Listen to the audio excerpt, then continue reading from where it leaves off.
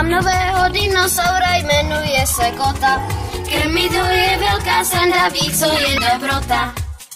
Vezme si tě na záda, ta jízda to je paráda. Kota taky hýbe ocasem, hlavou a mrká očima. Mám nového poníka, je tak roztomilý. Tak pojď si s ním hrát, je tak opravdový. Vypadá jako skutečný poník. Chceš ho nakrmit? Poníku, dej si mrkvičku.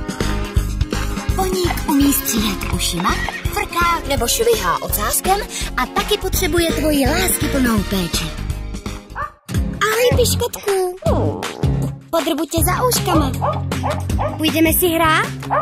Dej mi packu. Ty jsi šikovný. Nedáš si kostičku? Piškotek je nejlepší kamarád pro všechny děti. Nazdar, jsem Mek Krákora, zvonil. Žvanile. Nauč ho mluvit a za odměnu mu dej sušenku. Nazdar. Tvoji lásku, pohlazení a péči potřebuje tato roztomilá kočička a taky šimpanzí miminko. Zažij spoustu legrace s For Real Friends zvířátky.